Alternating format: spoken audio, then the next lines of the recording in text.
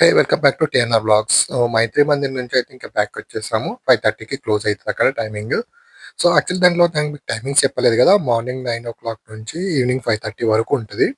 So, అలా బయటికి రాగానే ఇంకా పాండిచ్చేరి వరకు రీచ్ అయ్యాం. రీచ్ అయిన తర్వాత ఆకలవుతుంది. ఇంకా ఏం చేద్దాము అని జెప్పేసి చూస్తూ ఉంటే ఇక్కడ ఒక బిర్యానీ అండ్ కో అని కనబడింది.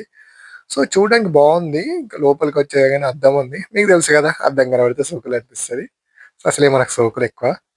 బట్ ఇక్కడికొచ్చిన తర్వాత నాకనిపిచ్చింది చాలా మట్టుకైతే హైదరాబాద్‌లో తిరుగుతున్నా నేను పాండిచ్చేరిలో తిరుగుతున్నానా అనే ఒక చిన్న డౌటొస్తే కన్‌ఫ్యూజన్ అయితే మొదలైతుంది. ఎందుకు అంటారా? ఎక్కడ జూసినా హైదరాబాద్ బిర్యానీ, హైదరాబాద్ బిర్యానీ, హైదరాబాద్ బిర్యానీ. మరీ ఫేమస్ చేయండయ్యా! మరీ ఇంతలా గాదు.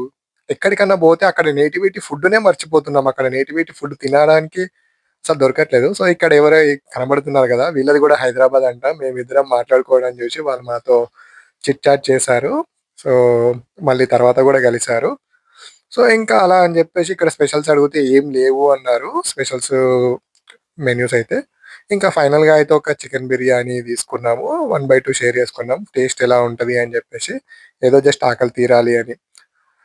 ఎందుకు అనంటే హైదరాబాద్‌లో బిర్యానీ తిని తిని బోర్ కొట్టింది. మళ్ళా పాండిచ్చేరి పోయి హైదరాబాద్ బిర్యానీ తినడం ఏంటి? ఇంకా అక్కడ బయటికి రాగానే పక్కనే కొత్త టీ షాప్ చాలా అట్రాక్ట్ చేసింది. ఇంకా లోపలికెళ్ళి అక్కడున్న అన్ని స్నాక్స్, టీ ట్రై చేసాము. సో, టేస్ట్ అయితే బాగుంది. ఇంకేమేమి ట్రై చేసాము, ఏం చేయమని stay tune for next vlog.